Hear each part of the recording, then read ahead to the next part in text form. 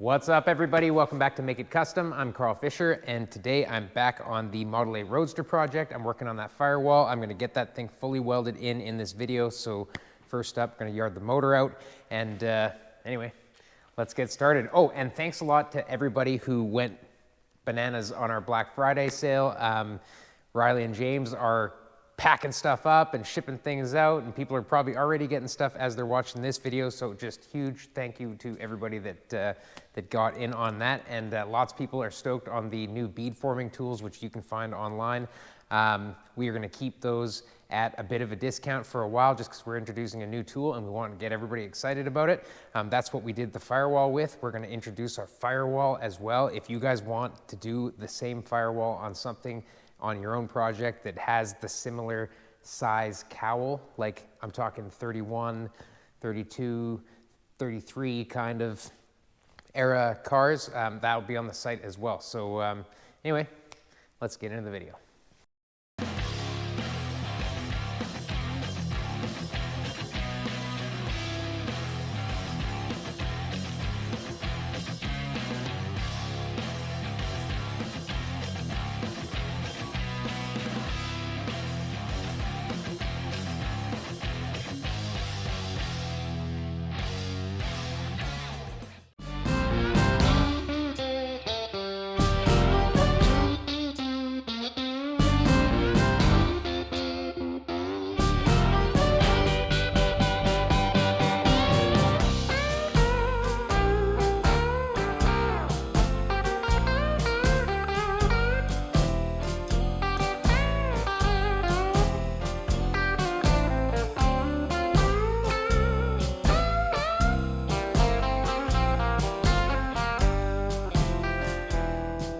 So I just popped the firewall out of there. I'm gonna have to do a little bit of work to keep that totally flat.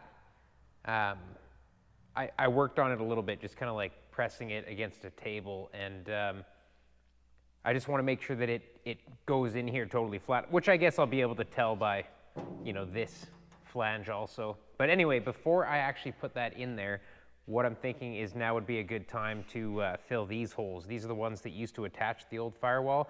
Obviously, we're not doing that anymore, but see, some of them are actually sunk in from the hardware being super tight. So these are gonna have to be tapped out a little bit and then welded up. So I'll probably use, because it's pretty thick material and it's actually double skinned here, if you can see that. I might use the torch like on the outside and the inside, just like come in here, dab a little bit of heat, and then try and knock these out flush so that we don't have to actually fill that stuff. We can hopefully just use a dolly on the outside and a hammer on the inside, and with this area hot, just tap that out, and then we can use the copper backing plate like I used in the last video, just a piece of copper flat bar, and you just stick it on the back and you just fill it up with weld that way. That way you can actually weld on the copper while it's not actually touching the parent material until there's like a hot little ball, and then it kind of touches the outside. So it actually keeps less heat in it because you're technically welding to the copper and it's absorbing the heat until you kind of glue it to the outside metal, if that makes any sense. Anyway, that's what I'm gonna do next. Just get rid of all these holes everywhere. This is not attached down here. I'm gonna suck that in and then start fitting the firewall to be able to plug weld onto this as well and try and trim the tunnel perfectly and line all that stuff up. There's gonna be a little bit of fudging, and I am gonna weld right on the bend also. I'm not flanging this because this is actually structure here. I've got some like 10 gauge cutout structure that's that. So the firewall is just gonna weld directly to that and the tin all the way around, just get kind of smoothed in. I'm probably just gonna use MIG on that. I'm probably gonna MIG to the back side from the inside, like that hammered flange. I'll just kind of MIG it to the back side of this all the way around from the inside, and that will be that. It'll get some sealer and done.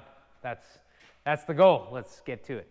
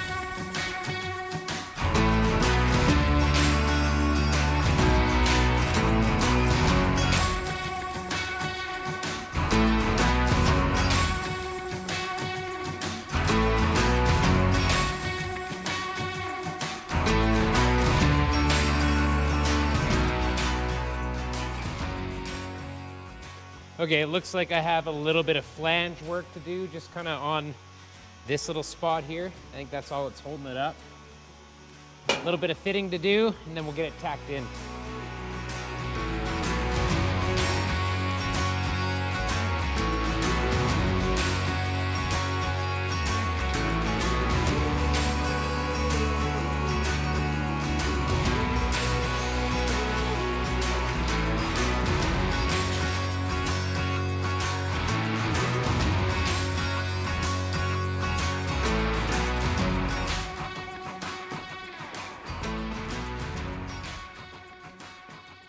Okay, so as of right now, the firewall's fitting pretty decent. So, yeah, all these are kind of ground down. They're a little bit low, but this will all get filler, you know, just to be like a nice smooth thing again. So yeah, that worked out well. We are basically at the point where I'm going to start trimming this. It's going to take a little bit of finagling because I don't know if this is 100% perfect. Like I might have to kind of hammer this edge a little bit to kind of roll it to match the radius of our firewall. It's very close, so we might be fine. So I got to cut this little piece off, just a little bit more fitting, and then we'll put the firewall in, and then we'll go from inside the car and we'll tack it to this lip all the way around there.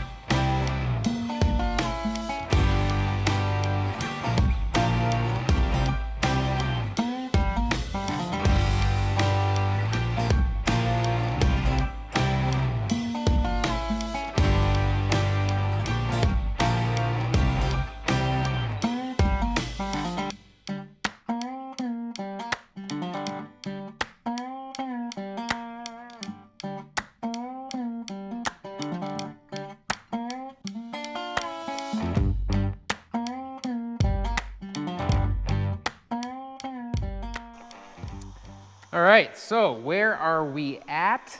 Hold on, let me, hey, this light doesn't want to go on. That's fine, we don't need it. We've got the firewall fully tacked in. I've just got this 10 gauge to tack to, which is what I was telling you guys before. It got a little messy over there. A little MIG filling will fill that. I am just going right on the actual seam with my tacks, right at that corner joint. It is a strong point, you know, like it's not. There was some comments in the last video. Why did we tip this edge? Okay, why did we tip the edge?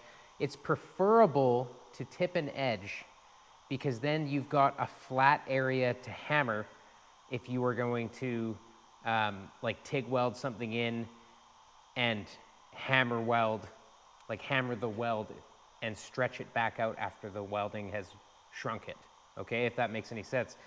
If we corner welded this distributor cove in, it would have warped a little bit and we would have had to live with it. There would have been nothing that we can do about it.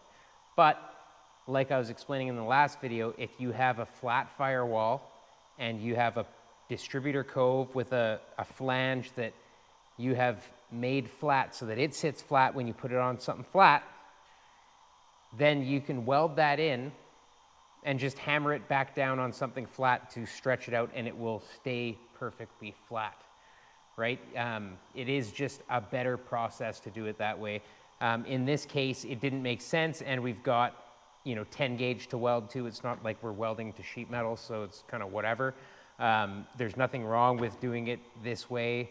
On the edge, like it's not coach built style fabrication, but it is very acceptable in my eyes as far as building hot rods and having fun. So yeah, we're just going to keep fitting this.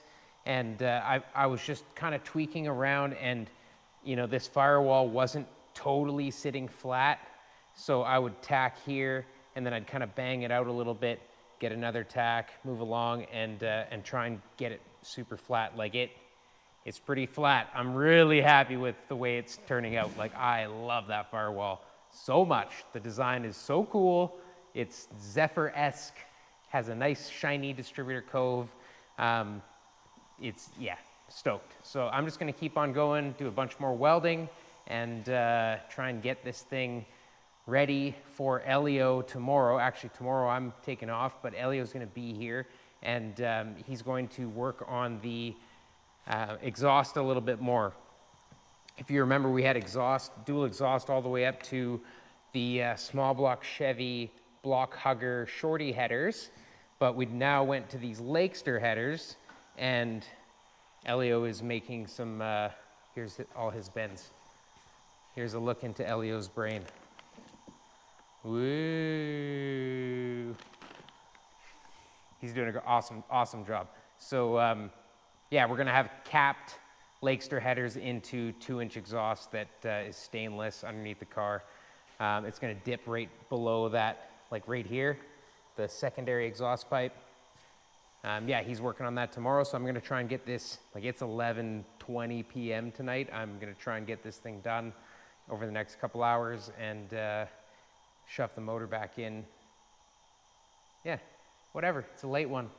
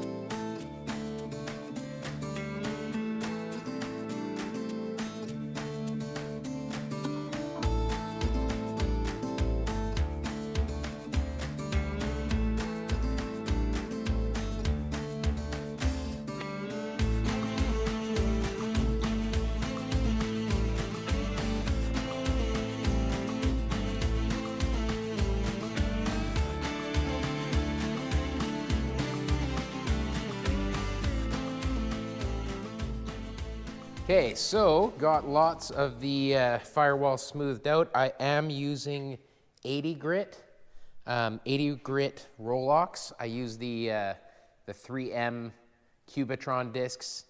No, I'm not sponsored. You've heard me say it before, but these, like, I guess it's because they're a ceramic. I think that's what people have told me.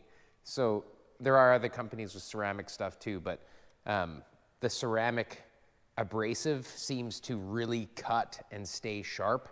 I use like a disc, maybe just one disc, like grinding all the MIG welds on that, however long that is, like really not bad.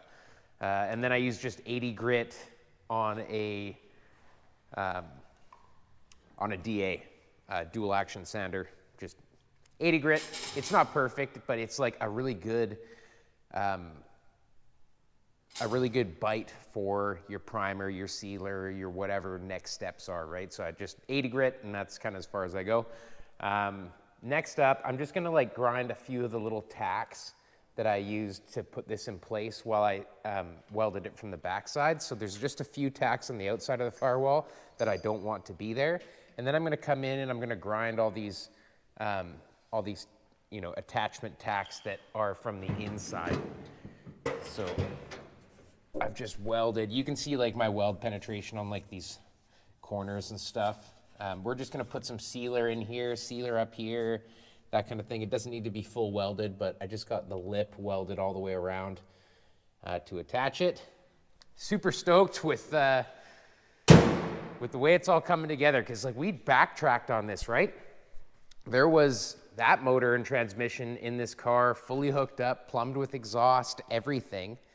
And then we went, well, we would rather have a nailhead, and then started this whole situation. So basically we're back to where we started. Like, had to move the steering over, had to move the firewall back, had to make different motor mounts, had to make different transmission mounts, had to make headers. Elio's coming back today, probably to try and get a little bit more of that exhaust done. But we are moving along anyway. I feel like we're back to where we were before the motor change, you know? So there's not too much left. Yeah, really getting excited to see the end of the fabrication part of this Model A Roadster. And I am, like I said before, like, throw it in the comments, tell me what you think. Like, do you prefer the old Firewall?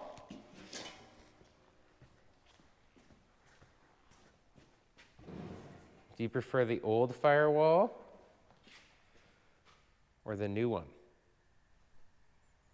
See how far this one bumped out? That's the main reason why we had to change it and make it go flat. Design-wise, the bead to me looks a lot more vintage or old, I guess, rather than just this stepped area, this shallow step. I think that bead just kind of screams, I'm old. Anyway, I'm gonna keep cracking. We're gonna keep grinding this down and finishing it up, and then I'm gonna just throw the motor back in.